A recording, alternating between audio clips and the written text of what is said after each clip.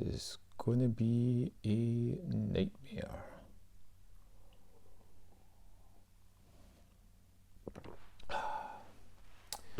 Well, I've got my coffee. I have got a collection, which you can't see as yet, of Vinegar Syndrome titles and partner label titles around me just now, which I've been wanting to get to for a while, do a complete Vinegar Syndrome Collection video. Probably be quite long. I'll try to break it up into sections, so look, there may be chapters there that you can skip to make it easier for you. This is not only a collection video, but also a clear out video. You know, and the reason I've started with Vinegar Syndrome is I'm a subscriber. I get everything they release, but not everything is good and not everything deserves to be in my collection. And as such, I have got all of my Vinegar Syndrome titles here, all the ones that I have, including ones that I just did not like, that I am going to move on. Hopefully, I'll be ruthless, and I shall see what is going to stay and what is going to go. I have seen, I would say, almost all of the titles here. I think there may be 3 or 4 I haven't watched as yet. There may be a couple that I haven't watched that I'm just going to move on, that I bought because I was caught up in the hubbub of Vinegar Syndrome. So, with that being said, let's delve into my collection and see what excuses I can come up with for keeping the films. Let's see if I even remember what the films are about. That should be fun. Let's get started. But first, coffee.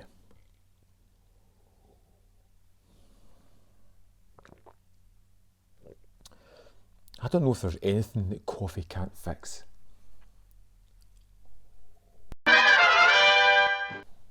So, first up, 4K discs.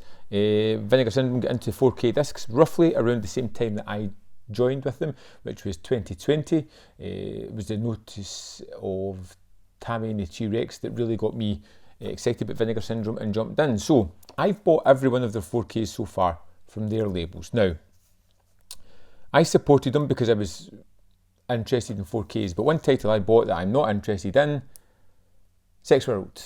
4K disc. I'm never going to watch it. I've already made up my mind. This is the first one to go onto eBay. Still sealed. I wanted to support the company at that point. I don't have the money to do that kind of thing anymore. I'm going to sail on Sex World with the slip. This month's latest 4K disc, Dead Heat. Love it. Absolute keeper. Hilarious zombie buddy cop comedy horror movie. So many different nonsensical things in this one. Love it. It's a keeper. Next up, one of my Christmas favourites, Deadly Games. Dial Code Santa Claus. A precursor for Home Alone. Darker, more atmospheric, a little bit more dangerous and a little bit unusual with some of its filming of abstract sequences. I love it a lot. I'm going to keep this one. Now on to the middle pile. We've got keep, we've got sell, and we've got rewatch and decide. Terminal Island. I liked it. It was fine. Does it need a 4K disc? I don't know. If it was a Blu-ray, would I keep it? Possibly. Time to delve into the extras, watch the film again, and then decide on this one.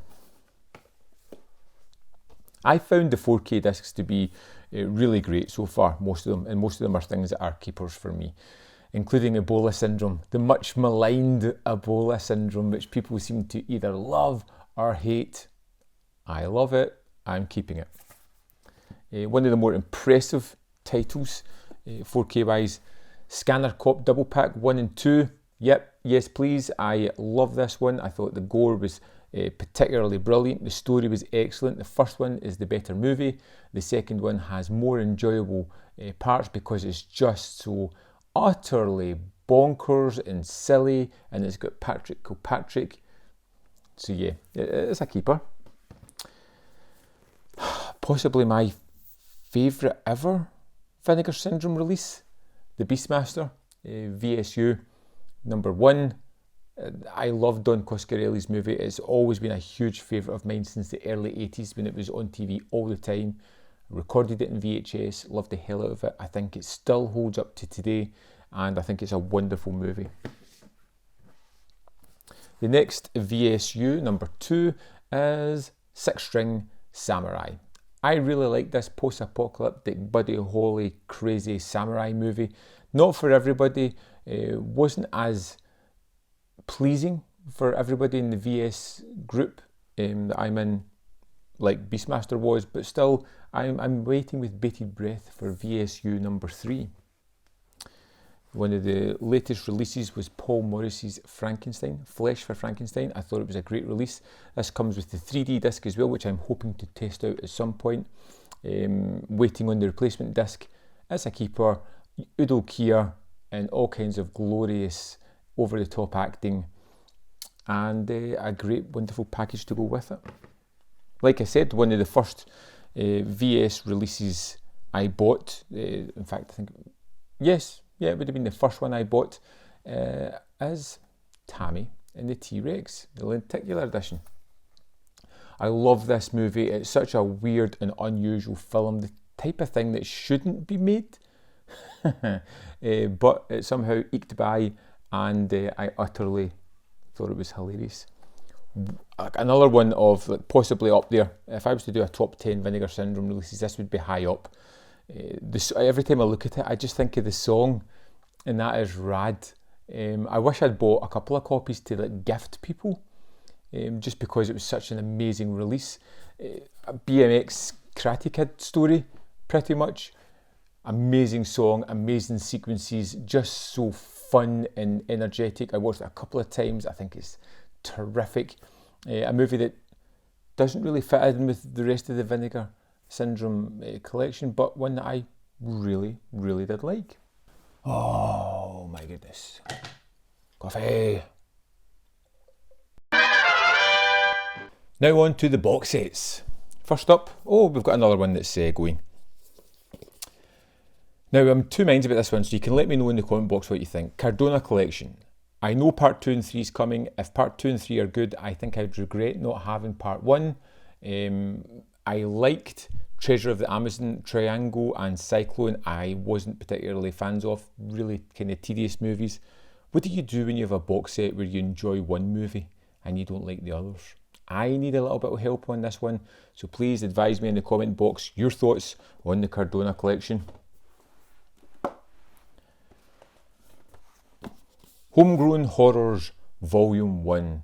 I liked all 3 of these movies. These were very different, from the low budget Winter Beasts stop motion horror monsters to Fatal Exam's typical slasher tropes to Beyond Dream's Door existential horror movie, which was just wonderful. I'm looking forward to part 2. Part 1 is definitely staying in my collection. Same with Amityville. I watched these movies a lot when I was younger. Particular favourite here is It's About Time, Amityville 1992, but they're all pretty good movies. If you were lucky enough to pick that out of print collection up, well done, because it's pretty great. Another fantastic set that's long sought after now, and that is Angel, the Angel Collection. Now, I think the first one's the best. I do like 2 and 3, they're not great, but the first one is by far the best, and another keeper for me. I'm a big fan of the box sets, so most of them are kind of staying. Another one from last year, and I'm eagerly waiting on Volume 2, is Televised Terror. Absolutely loved it. I think the standout movie for me was probably, I don't know, because all 3 of them I really enjoyed. But I'm looking forward to set 2 of that. Oh, and here we have one that is going bye-bye. Camille Keaton. Did not like it. I enjoyed Tragic Ceremony. I enjoyed it. I don't know if I'd go back to watch it too many times. This set was really tedious, really boring, really uninteresting, and one that I can quite happily live without in my collection. Forgotten Gialli Volume 1. I love the Gialli sets. I've never discovered a set with a movie I've hated. Trauma came the closest, but only because it had some familiar tropes and things I had seen done before. in other movies. Wasn't so much of a surprise. Still, I love the colour as one of 13, and a lot of people have kind of missed out on this set because they don't like Spanish gialli or they think it's uninteresting or not fun. Don't do that. It's a good set. Set number 2, which houses my favourite movie in the gialli collections so far, My Dear Killer, is a standout gialli, one you want to see. And the other movies in this, the French Sex Murders, I really enjoy, especially with the Humphrey Bogart impersonator, that's so fun. Girl in Room 2A, which is terrific as well. These are kind of very different gialli movies, but again, this is a standout set. My favourite gialli set so far is Volume 3, including Autopsy, Murder Mansion, the live-action Scooby-Doo type of movie, and Crazy Desires of a Murderer, kind of gothic gialli movie. Autopsy, or Sunspots as it was once called, is an outstanding gialli as well. Absolutely fantastic. And the recently released Forgotten Gialli 4. I like all these. Super sleazy and unusual and strange, but yeah, definitely the type of thing that I am super into, and I'm glad to keep all 4 of these sets. In fact, I can't wait until Volume 5 comes up next. So a little bit of time has passed since I watched most of these standard editions, most of them, so I'm going to be a little bit ruthless with them and really just kind of, if it's not something that really stuck with me, I think it's time for it to really go. So we'll probably see a lot of things getting pushed out of the main collection. You know, the 4Ks and the box sets were generally things that I really enjoyed, mostly. So let's start off with Through the Fire, kind of a possession, kind of horror movie. Again, I don't know if I remember too much about it. I remember kind of liking it. I had some kind of low budget aesthetic. I had these strange cultish satanic geeky guys as well. I don't think I'm going to go back to this one. It's time to go. Next up, Genie in a Lamp. This was a kind of fun horror movie with obviously a malevolent genie killing people off. There's kids hanging out at a museum after hours where they're haunted and killed. I like the lamp. Fun, low budget, interesting stuff, some kind of good special effects at the end of it. It's a keeper. Recent title, you've probably heard me mention this already, Master of the World, the most tedious film in Vinegar Syndrome history so far. It's going bye-bye. Another latest release, Curfew. Really fun. Home invasion movie, one of the kind of standout ones with a great sense of atmosphere, some wonderful suspense and tension near the final half of the movie, which is just terrific. I like this one a lot. David Niven is Old Dracula or Vampira. I did, yes. I've seen this twice now. I watched it once on streaming and then it was announced by Vinegar Syndrome. I knew it was a tough watch. It's just out of sorts. It's not funny, it's not interesting, it's tonally just off. The final shot is so dated and just not acceptable, to be honest. And again, it can go. It's not one I'm super interested in. The Immortalizer. I remember kind of liking this. People in a house, people in a sub-basement that are all kind of zombified and strange creatures and that, but nothing else has really stuck with me. And I do remember the sort of characters at the start on a date that I didn't really particularly like. Again, I'm going to move it on. 70s kind of riff on cop movies, which I kind of appreciated. It's tropey, silly, it's low budget, but the things they do are really kind of dangerous and interesting. And although it's not a perfect movie, it's a fascinating one, and it's one that I can see myself going back and watching again. So it's a keeper. This is a movie that I've often watched, and even though it's a bad movie, I think I'm going to keep it. That movie is Pandemonium. I've watched this several times. It feels like something I should love. It's got an amazing cast of characters, but it just never lands for me. I'm going to keep it and give it another watch and see how I got on again with this one. Almost rivaling Master of the World for tedium is The 11th Commandment. I did not like this movie. It was just boring and uninteresting. And watching this character who had killing tendencies was just uninteresting, and even the kills weren't that fascinating. And yeah, it can go. Next up, Patty Hearst, which Paul Schrader directed, starring Ving Rhames. This was really interesting. I loved some of the way it was artfully shot. I particularly loved the beginning of the movie as they're kind of programming her and warping her world with weird tales and just breaking her down.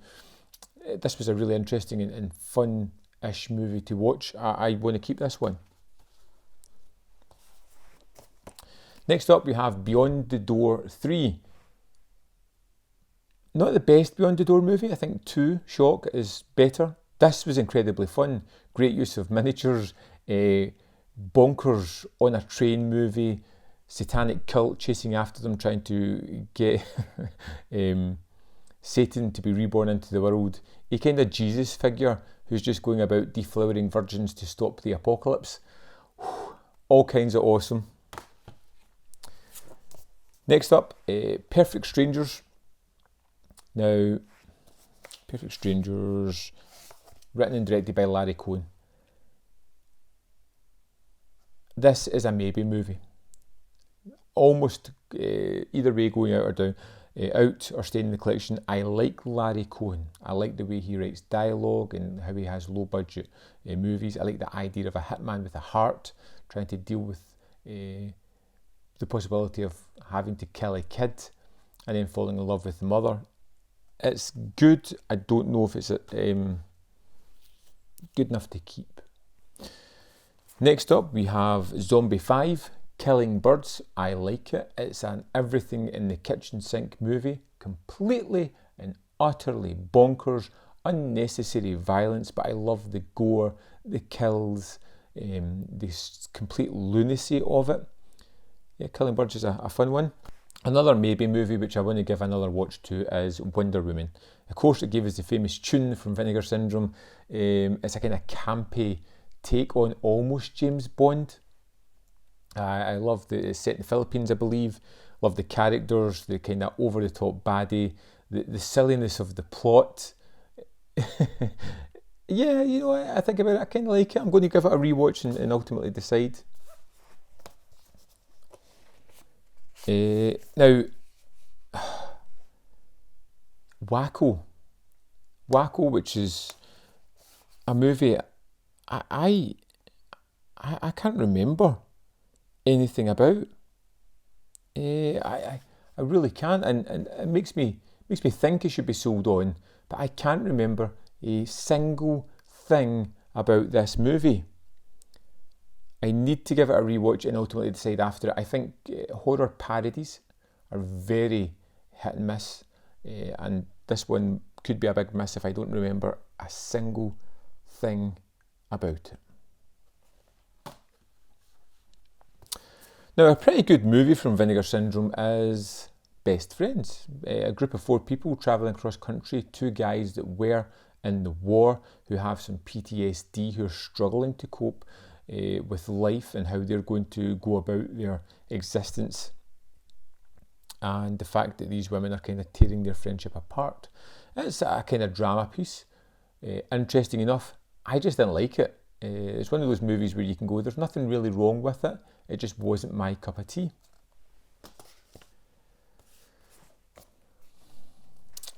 Evils of the Night, very similar to Evil Town, made by the same producer. They follow similar plots of a small town where people are being, and now I might be confusing this with Evil Town. Aliens have taken over a hospital and are manipulating humans for some reason or another. Evil of the Night was kind of fun. It's got a Millennium Falcon in the back. I'm going to keep that one just now. I'd like to revisit all these in a year's time to see what can be trimmed out again. Umberto Lenzi, always good. Hitcher in the Dark, I enjoyed, although it's not in the dark and it's more about a guy travelling up and down America in an RV, killing people, brutalising them, changing them and tormenting them in various ways. I liked this one a lot. I didn't like the ending, but the last 2 minutes doesn't ruin the entire movie. Another super fun one from the 70s, Malibu High. I kind of loved this one. It came out of nowhere, had a really unexpected story, had a character who becomes a prostitute and then a gangster just because her other options in life aren't that tantalising, and she figures she can do better financially by doing the other jobs, and she disassociates her body so that she can use it as a money-making machine. Really interesting and very different. Another bad movie that I appreciate. Again, I don't know if it's great or if it's just one of those weird oddities that I want to keep because it's got some rewatchable value. It's Alien in LA, or Alien from LA, an Albert Pyun movie. I love the production value. I love the idea of it. I don't think it's done to its best self. It kind of falls into some typical tropes. But I finished this one and I wanted to see the sequel to it, which isn't a bad thing. I don't think it's a great movie, but it's definitely a keeper. On to one of my least favourite movies, I think, released. Absolutely phenomenal artwork. When Vinegar Syndrome go the extra mile in artwork, the movie usually sucks. That's Surf 2.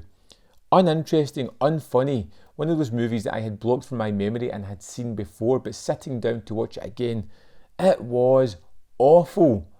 Goodbye. A really twisted 70s thriller is Dominique is Dead. Or is she? Well, just Dominique. But, this is a great movie. If you haven't seen it, you're really sleeping on this one. Wonderfully set atmosphere. A woman could be dead, she might not be, she might be. There is ghostly apparitions haunting this house. Cliff Robertson is a husband struggling to deal with what exactly is going on. Dominique is a movie not to be missed. One from last year, Devil's Story. Not a good movie again, but I have a strange compulsion to go back to this one. There is something calling me back to it, even though I wasn't a fan of it. I kind of interested when movies do that, when they call you back even though they're not that great. So I'll be interested to check out Devil's Story, see what it has to offer. Second time round. Next up is Zombie Island Massacre. There's no zombies, there is a massacre, it's set on an island, it's a trauma movie.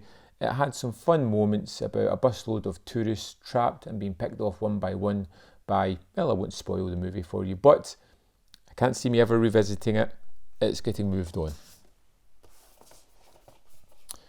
Next up, Flesh-Eating Mothers. I love the prosthetics. I love the low budget idea of mothers going crazy. But again, I can't see me going back to this one.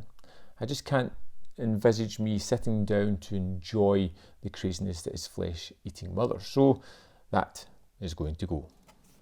Next up, Hollywood Horror House. An aging actress trapped in the house and kind of tormented by this young man that ends up coming to stay there. It was a good movie, worth checking out. Some weird nightmarish sequences that I kind of liked, but I don't think I want to revisit it. I don't think it's a movie that I want to go back to. So as much as I enjoyed it, it can go on as well to an owner that may love it. Next on to some Spanish horror movies which I will be keeping. We've got Grave Robbers, Ladrones de Tumbas. This was a super fun horror movie, very much in the vein of Friday the 13th Part 6, with a supernatural killer taking people out. I had a lot of fun with this, really enjoyed it. Next up we have Cemetery of Terror, which felt like a more kind of supernatural Evil Dead zombie movie with a group of kids trapped, being picked off one by demonic kind of zombies. Incredibly fun, great special effects. Yep, 100% keeping. And don't panic, Dimensions occult us with some of the best pyjamas ever put to film. Again, ridiculous, over the top, little bit like Nightmare on Elm Street-ish. Super fun, a keeper.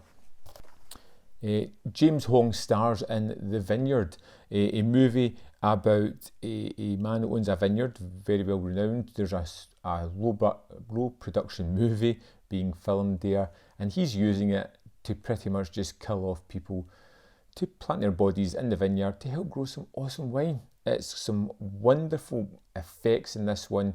I think it was absolutely amazing. It was one of those smile-inducing, just jaw-dropping fun movies. It's a keeper.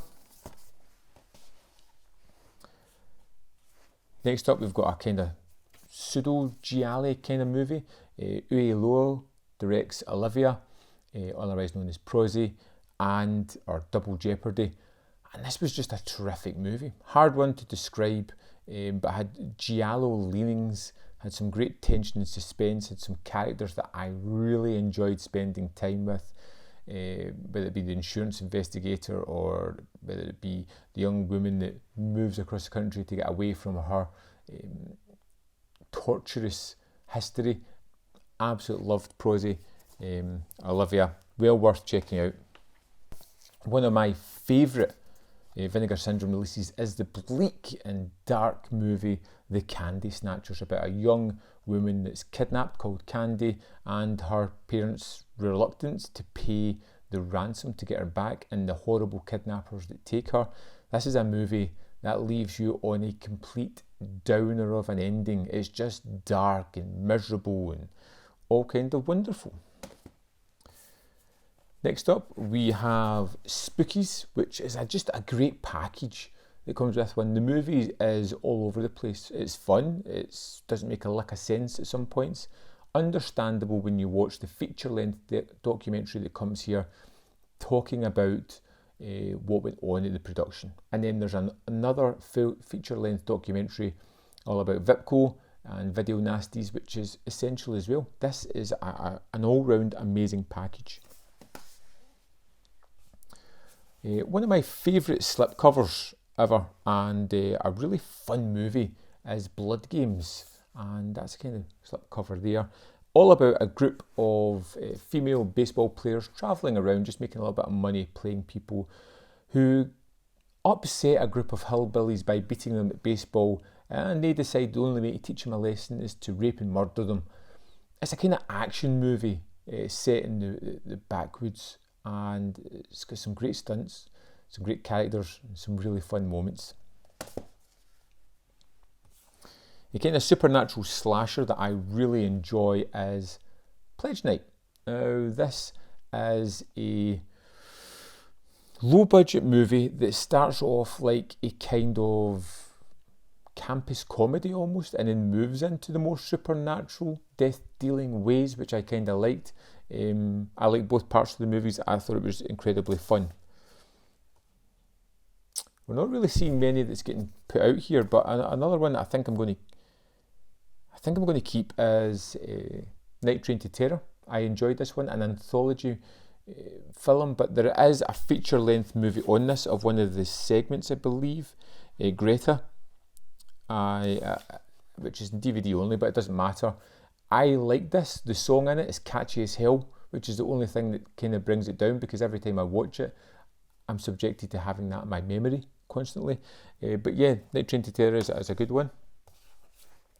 I'm a slasher fan. I do like slashers, even the more pedestrian of them, like Rush Week, are fine. I like this one a lot. Stars, what's her name again? Pamela Ludwig, who is pretty great. A campus movie where someone is killing off people there, and it's rather kind of pedestrian. Not great kills, but it's just kind of fun. Fun enough for me to keep. Now, a movie that was a maybe for me, but it seems to have a lot of people who just love it, and that movie is Death Promise. I watched this and I wasn't a big fan.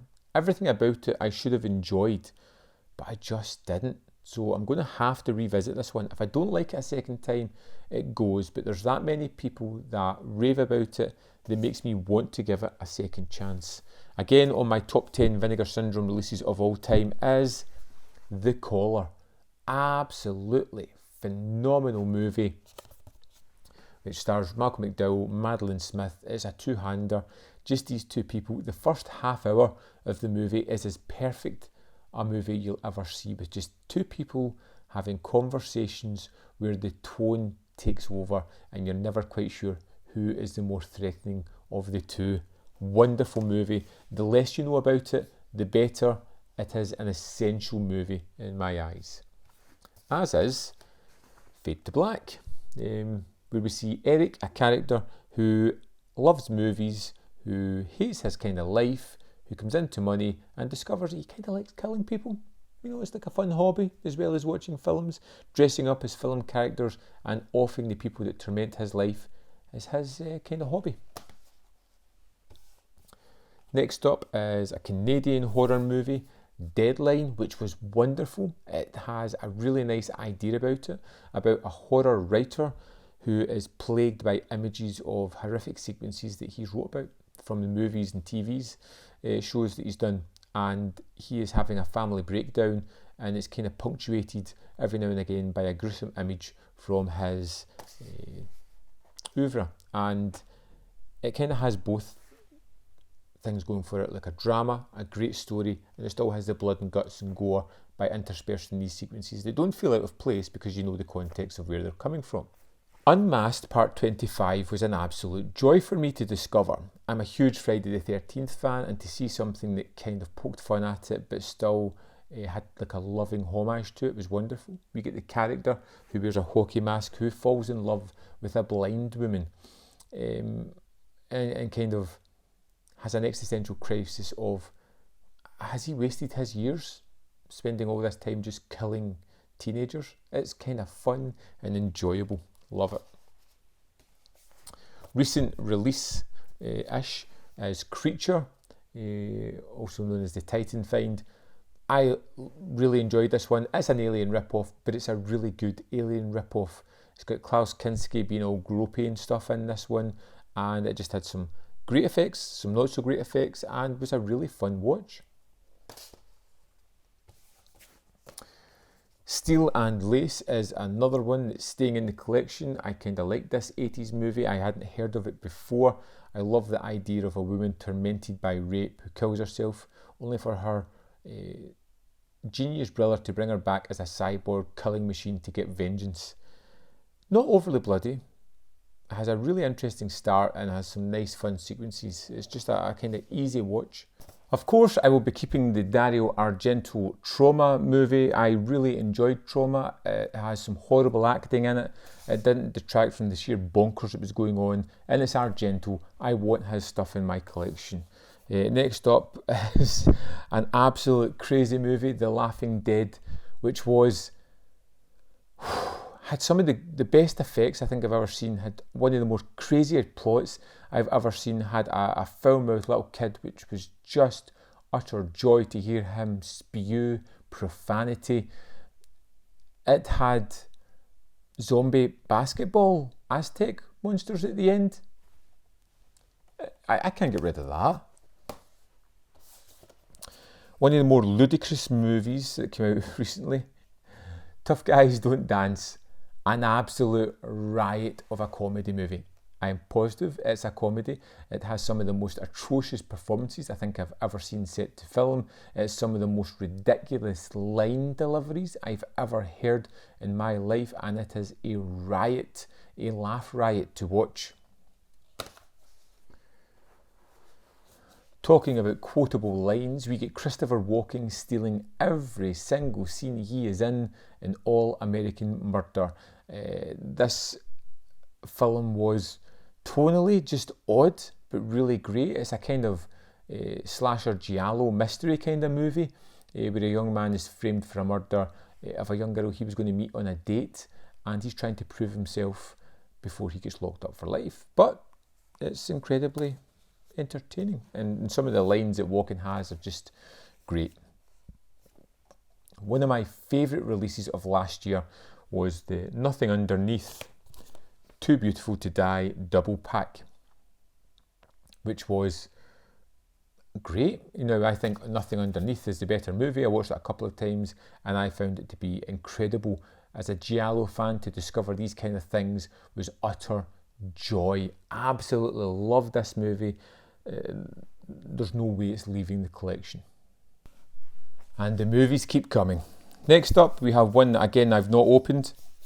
It is Fleshpoint in 42nd Street. I picked this up when I was panic buying stuff during a sale one year. Unopened, still sealed.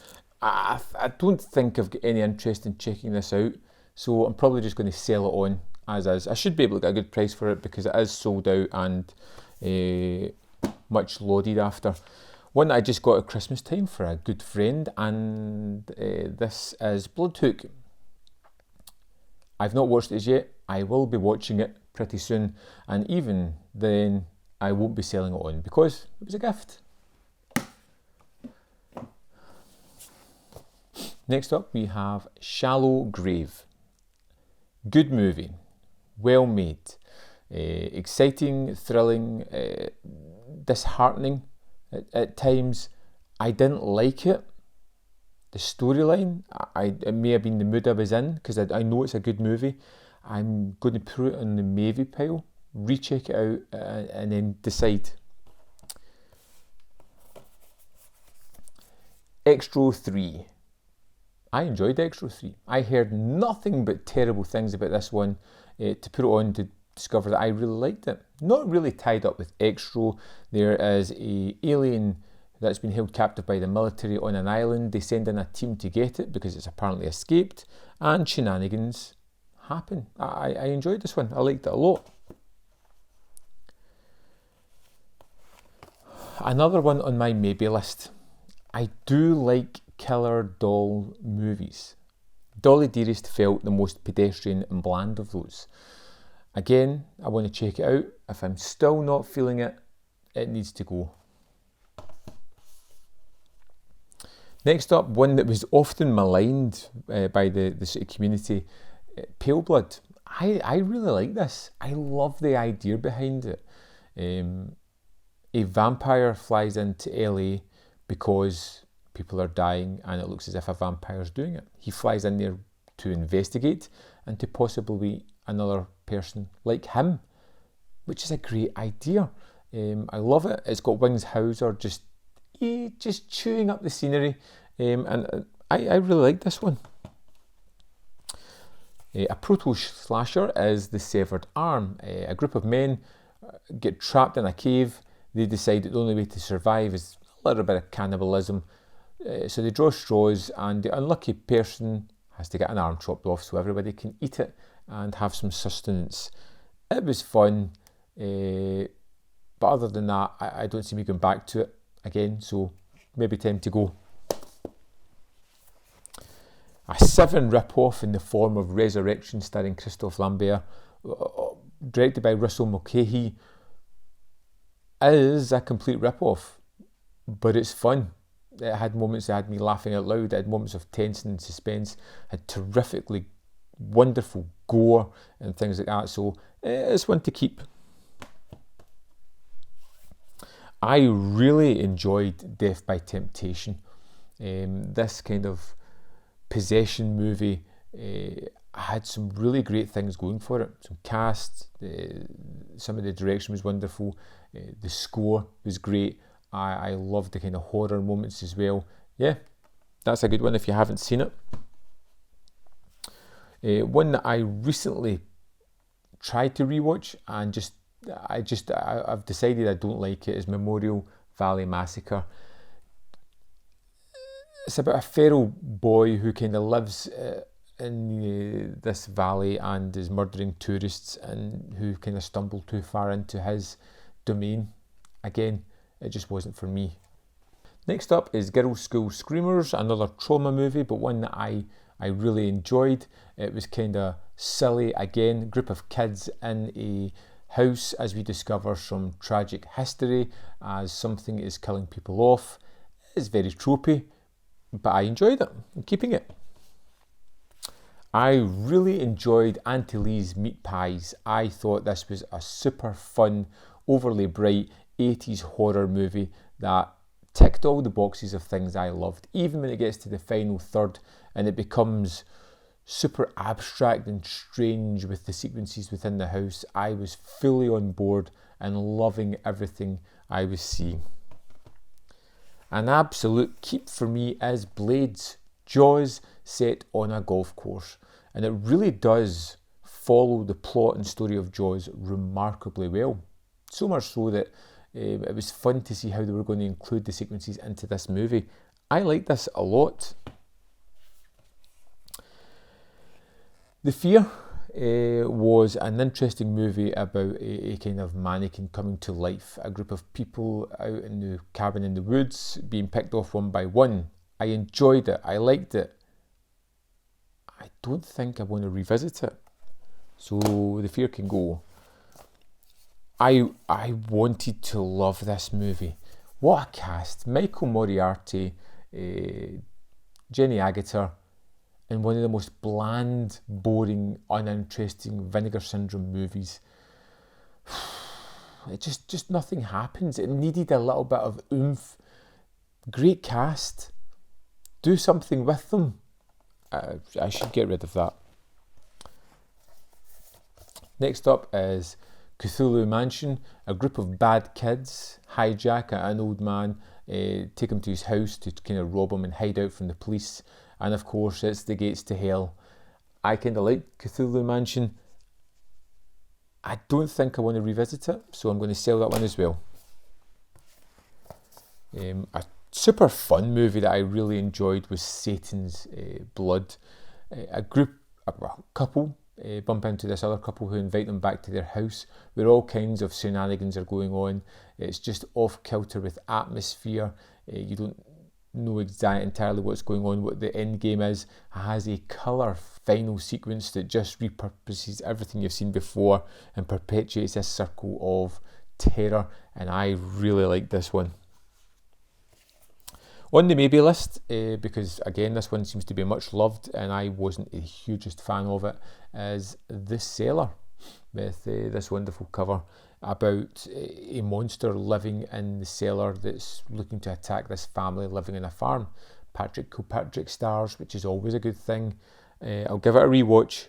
Next up was a rather kind of pedestrian slasher movie, Silent Madness in 3D. I want to check out the 3D. It was a fine enough movie. It didn't offer anything new or fantastic in the form of slashers, but interesting enough that I want to check out more.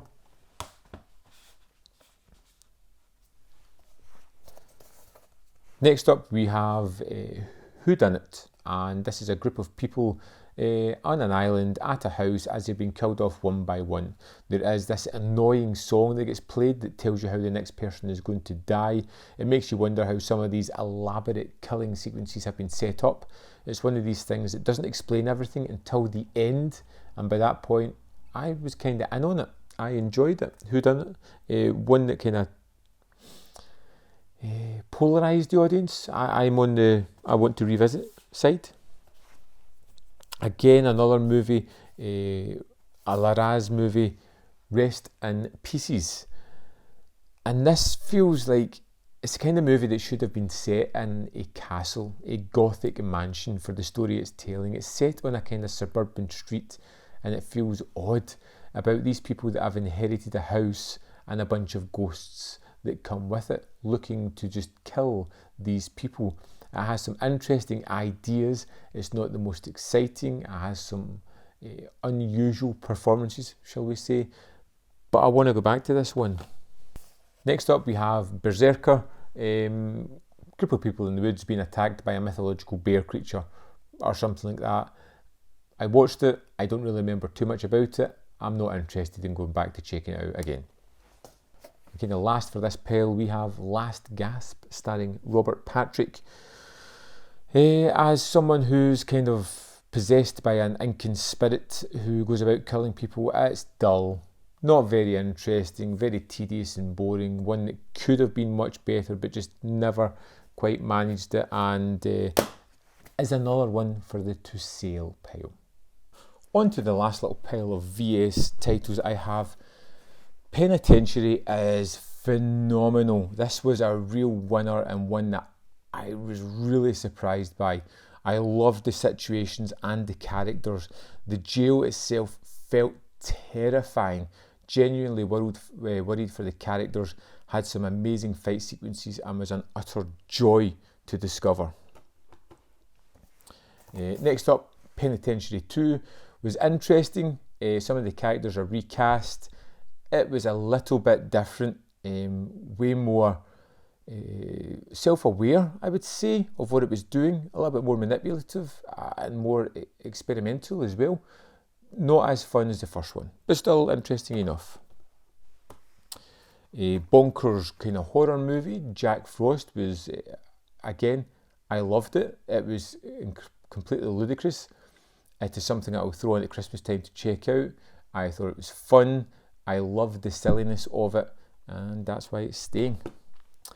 Next up, we have a slasher in the form of Cutting Class. I liked this one because circumvented my expectations a lot. Had strong comedic moments, especially with the father who's trying to get back home and continually gets injured. It has two great lead performances from Jill Schoelen. Brad Pitt appears in this one. There is lots of red herrings as to who the killer is, and it actually caught me off guard. Now, one that sold out a while ago, and is probably worth a fair price, I would imagine, is 5 Films, 5 Years. Now, this has Cry Wilderness, which was a kind of Bigfoot movie that was baffling, Vampire Hookers, Evil Come, Evil Go, Cutthroats, and Teenage Seductress. I didn't like any of these. I watched them all, and they can all quite happily just, I'll sell it now. Another Giallo movie, The Corruption of Chris Miller, was really fun. I had a lot of fun with this one. If you're a Giallo fan, it's one I can definitely say pick up. One that was sent to me as a gift, and a film that I've watched several times now and I just utterly love, is Mausoleum. It's got some terrific performances, especially from the maid. It has some really bonkers moments as well. The effects are terrific. Some of the lines and the acting and the dialogue is just utterly ridiculous. But man, I really appreciate Mausoleum. Then we're on to the VSPs, the new city range of titles of newer movies that are coming out. First up, we've got New York Ninja, which is marvellous. It's a nice experiment of a film where they had no dialogue, no script, and hours of film, and they created this throwback of just nostalgia that works incredibly well. I really appreciated this one for what it was, and the extras on this are amazing. Next up's a movie that I haven't reviewed as yet because I'm not really too sure. I want to revisit it again. Censor. It's not as great as everyone was making it out to be. It's not a bad movie either. It's an interesting one. It's one that I want to revisit to formulate my thoughts on. And what I like about this is the interesting cover, because it's all about a filmmaker, Frederick North, and inside they've got like posters of some of the movies that he made that are in the movie, which I really kind of like as well. This was a great package in a film that's worth picking up. But again, I just want to get it in my head what it's all about. Next up, we have the VSAs, and a problem that I have with my collecting, and that is numbered editions. I have OCD. I know it mild in some cases and strong in others, and that is numbered collections. I don't know how I'm going to go over that. I'm going to keep all these because I have all 20 of the VSAs so far, so we'll go through them. First up, Savage Harbour, a kind of nonsense action movie, some great action in it. It's got Mitchum and Stallone, just not the ones you're thinking of. Some horrible acting. I think I would sell this one if it wasn't numbered. Next up we have Evil Town, which is like the better version of Evils of the Night. I like this one more. and would definitely be a keeper. Next up we have Vice Academy 1 to 3. I like 1, I wasn't so keen on 2, and 3 was fine. 3 movies that I kind of enjoyed, and yeah, fun, throwaway nonsense. Next up we have Lance Henriksen in Savage Dawn. I like this one. I think he's particularly good as the hero. I think the bad guys are terrific. Karen Black's in this one. There's some real craziness going on here, including a tank. The action's great. Bikers roll into town and just cause problems. I kind of like Savage Dawn a fair bit. Probably the second worst VSA is Hellriders, starring Batman himself, Adam West. A group of bikers ride into a town and cause chaos. Sounds familiar. Only this one is kind of boring, the characters are kind of annoying, and the action isn't great. Now, my least favourite of all the VSAs so far is Dr. Jekyll's Dungeon of Boredom, I mean Death, where nothing really happens. The house is shrouded in darkness and people just fight in the basement, and the fights even aren't that great. So there we have it. Next up we have LA Wars, which is when they start to move into the more bonkers action films. The acting's not great, the action is terrific, and some of the lines are preposterous but wonderfully delivered. I had a lot of fun with LA Wars. It was a really great pick-up. As was Spellcaster. A group of people win a competition to go to a house for, well, pretty much a big game of hide and seek. They have to find a check, and if they find it, they win $1 million. But this house is haunted. There's all kinds of shenanigans going on, and it's wonderful to see because of that. Next up, number 9 in this series was Necromancer. I really liked it, a kind of rape revenge where the revenge is fueled by a spirit that's allowing this woman to transform into something horrific to kill her attackers. Really kind of fun movie. One of my, almost was my favourite for the longest while, is Martial Law 1 and Martial Law 2. Love these movies, absolutely fantastic. Cynthia Rothrock at her best, kicking ass and doing it with such style. When they move into the action movies for the VSA, I feel as if they're really strong. Next up we've got Action USA, another terrific cross-country action movie where the characters are great, so enjoyable, the situations are fun, and the action's genuinely breathtaking at times. Next up we have House of Usher, in which we have a retelling of the House of Usher tale. You get Donald Pleasance in this one, and I kind of messed up Oliver Reed. It's really quirky and different. I think the ending really detracts from everything that's happened, but it's just so weird and fun. Paul Le Mat stars in Grave Secrets, a movie that took a little bit of a time to get going, but I ultimately enjoyed this one. This seemed to be something that polarised the fans of VSA. I was definitely on the plus side with this one. I enjoyed the atmosphere and the setup and the some of the more ludicrous poltergeist sequences, which were, laugh out loud funny. Again, onto the action kind of versions of the VSA. Alley Cat was a wonderful kind of death wishy movie where a woman's pushed too far and decides to fight back against the criminal underworld that perpetrates her small area of town. Again, excellent. Next up we've got the absolutely bonkers Champagne and Bullets.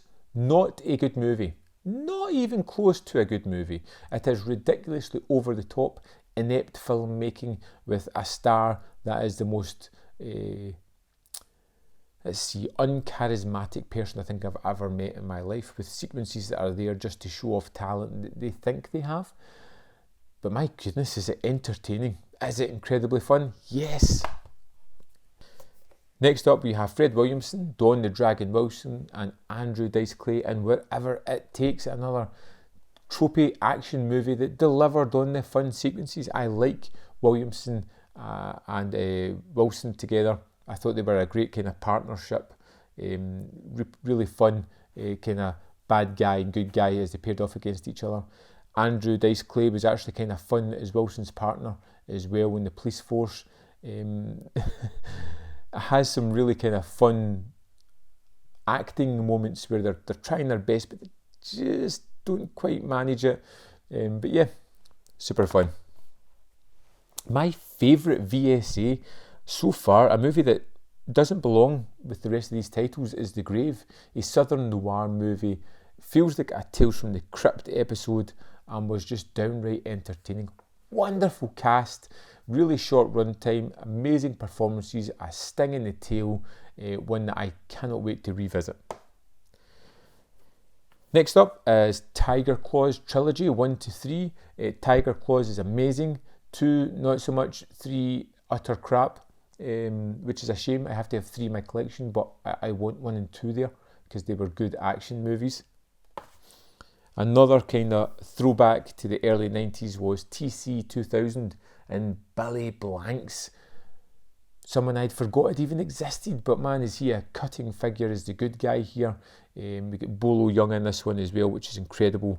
And yeah, the latest VSA so far, one that I've not watched as yet, but we'll do in the next couple of days, is Fortress America.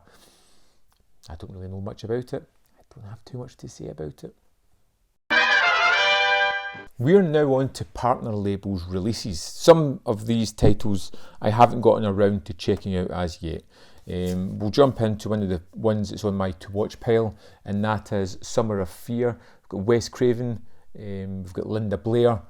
This was limited to like 1,000 copies, the slipcover edition, and it was one of those FOMO purchases, you know, the fear of missing out. I know if I don't like it, I'll be able to move on rather easily, which kind of makes things a little bit easier. Next up we have The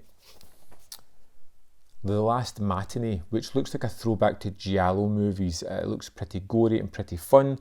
I had the choice of this one or the Arrow edition. This one actually worked out cheaper than the Arrow edition, and it does have where is it? Frankenstein Day of the Beast feature film. So it's got an additional movie, which I think is the movie they're watching within this movie, which is a great thing to have and something I may check out. One of the most abrasive movies I watched last year, and one that just tickled my sensibilities, and I know a lot of people hated it, was Donnie's Bar Mitzvah. Ludicrous, over the top, incredibly silly, and you know what? Incredibly funny. I laughed my ass off at this thing. I watched it several times, and it was just a movie that I really enjoyed last year. A kind of almost Western weird movie from Subculture, a 4K disc, was Deadlock. This was a very artful movie that tackled a kind of familiar story but put a whole new spin on it. I really liked Deadlocked a lot. I hope you picked it up if you did. It's a wonderful release. One of those ones that was limited to a certain amount, and that's it, gone forever. From Terror Vision is WNUF Halloween Special. A kind of throwback to, as if it's been recorded off TV, a news report of a haunting in a house as it goes wrong. I like this one a lot. It's the kind of thing that I wouldn't put on and give my full attention, but I would put on while I was doing other things and just focus into the bits that really interest me. Next up, another 4K, Summer of 84 is entirely my kind of thing. Group of kids in the 80s, one of whom suspects that his neighbour is a serial killer. It's got some wonderful performances, it's got some real wonderful suspense, and it's got an ending that does not hold back, and they just go for it, which I got to appreciate. Next up, we're on to the Fun City editions, of which I have most. I'm missing one at the moment. So first up, I have I Start Counting, which is a David Green film starring Jenny Agutter. I've not watched this yet, so I don't have anything to say about it. Then we have Jeremy, which I utterly love, just a 70s movie just about romance. It's not over dramatised, it's not overly dramatic in any way. It's just an honest to goodness love affair between two simple people just falling in love for the first time, and how it plays out. And it's just perfect. My favourite Fun City edition release thus far is Walking the Edge, starring Robert Forster, which is an amazing movie, absolutely wonderful. Forster is terrific as the role of a character who's just had enough with what he's putting up with, and discovers this woman who's on a vengeance trail, who he decides to help out, even though it's against his kind of people he works with, or the world he works within. Puts him in danger, and there's some horrible demises in this one. The first Fun City Editions box set, which was Primetime Panic, which included Dreams Don't Die, which was a real surprise, a kind of graffiti movie, very much with a message behind it, but I really enjoyed it. Freedom, which was a terrific movie about emancipation and going your own way at a young age. Wasn't particularly for me, but was a movie I could appreciate. And Death Ride to Osaka, which was my kind of thing. Just incredibly fun. Next up we have Smile, a satire on pageants. Some great performances in this one, really off-kilter stuff. I think a lot of character study as well. I think it's one of these movies that's going to grow in appreciation the more I watch this one. First one, just getting where everybody is and what's going on. The second watch will be more about nailing down the things I really liked about it. One of their latest releases that I've not checked out as yet as well is Radio On, so I don't really know too much about it, but we'll get to that. And then, finish off with another mistake I made. Rancho Deluxe. I didn't realise I'd ordered it and ordered a second copy, which was just foolish of me, but hey, what can I do? Rancho Deluxe was incredibly fun. You get Jeff Bridges as a cowboy, a cattle rustler who's stealing cattle from this kind of person that's just jumped into the cattle market thinking that they can do that job. Incredibly fun movie, a kind of easy-paced comedy kind of film that was just had some outstanding moments. I really liked that. So of course the other sealed copy can go on eBay as well. So that is it. That is my entire Vinegar Syndrome collection. We've picked 21 titles out of that to get rid of, which is about 15%, which is a good start, I suppose. There's probably more I could lose out of this, but I think I want to revisit some first.